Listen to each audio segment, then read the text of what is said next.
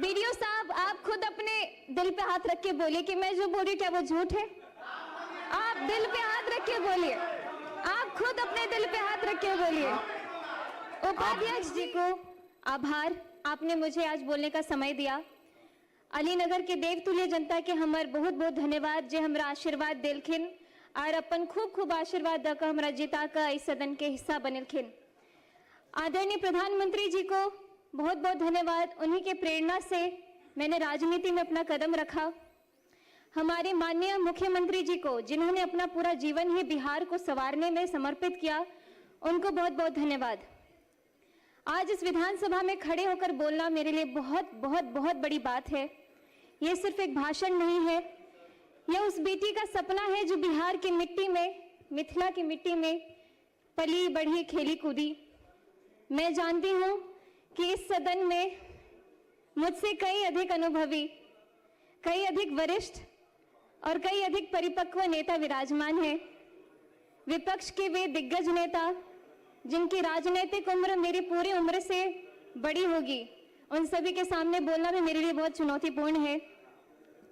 अध्यक्ष जी, आज शिक्षा बजट पर चर्चा हो रही है तो मैं आपसे एक सवाल पूछना चाहती हूँ कि वो बिहार सभी को याद है। जब मैं उस समय को याद करती हूँ तो मुझे महाभारत के धृतराष्ट्र का हस्तिनापुर याद आता है, जो बहुत बड़े वरिष्ठ और बहुत ही अनुभवी नेता रहे, बहुत ही अनुभवी राजा रहे, लेकिन वो अंधे थे। और उससे भी बड़ी बात है कि वो देखना भी नहीं चाहते थे, क्योंकि उन्हें हस्तिनापुर की चिंता नहीं बल्कि दुर्योधन की चिंता लगी रहती थी।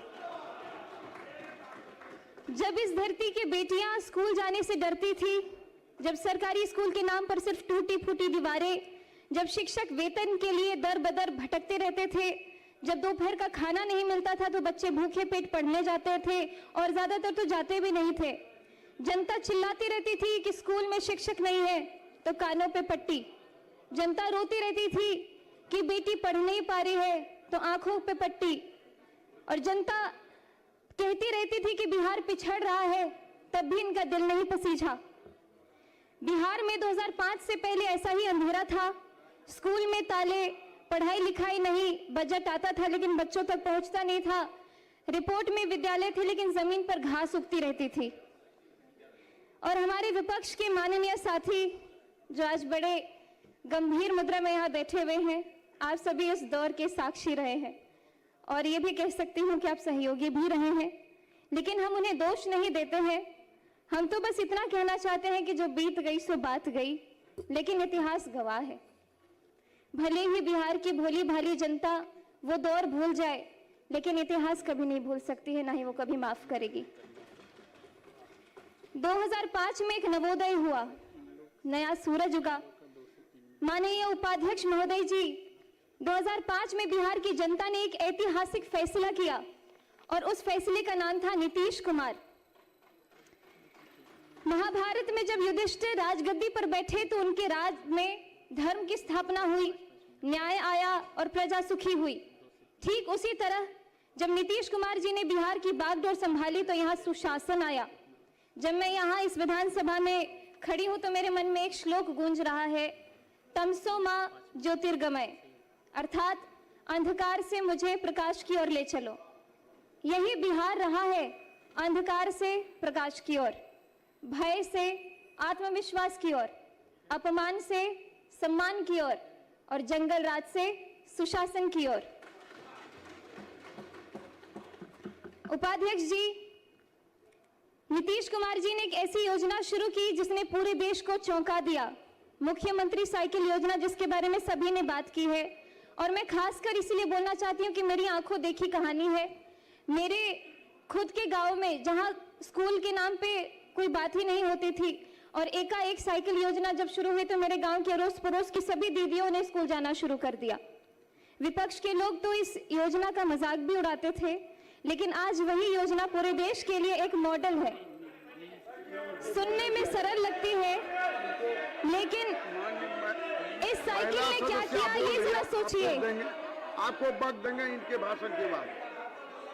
बिहार के गांव में एक बाप था जो सोचता था कि बेटी को हम दूर दराज कैसे भेजे, स्कूल कैसे भेजे, रास्ता बहुत लंबा है, खतरा है, पैसे नहीं है, उस बात की चिंता को नीतीश कुमार जी ने समझा और बेटी के हाथ में साइकिल थमा दी।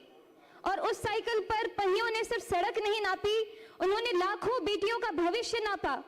ड्रॉप आउट दर गिरी, नामांकन बढ़ा और बिहार की बेटी ने कहा हम भी पढ़ेंगे और हम भी आगे बढ़ेंगे।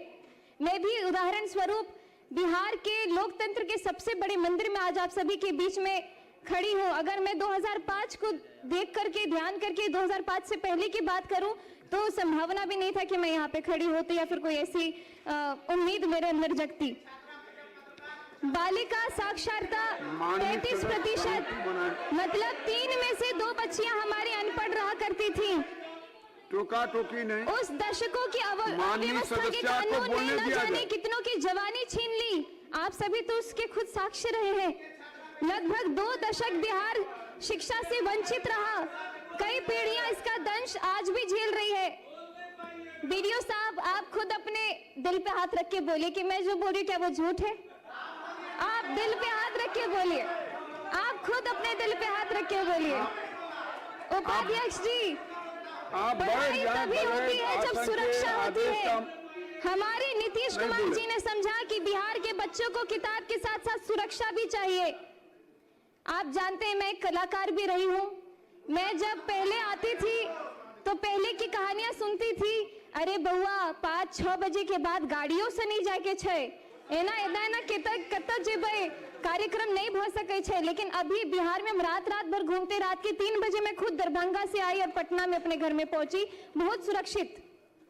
और शराबबंदी से लेकर महिला सुरक्षा के लिए बड़े बड़े कानून तक हर कदम पर नीतीश कुमार जी ने अरे आप सुन तो लीजिए मेरी बात। बेटियों के पक्ष में खड़े होकर हमारे माननीय मुख्यमंत्री जी ने निर्णय लिया है। और आज जब मैं बिहार के सबसे युवा विधायकों में से एक इस सदन में खड़ी होकर के बोल रही हूँ तो न जाने आपको क्यों इतनी दिक्कत हो रही है।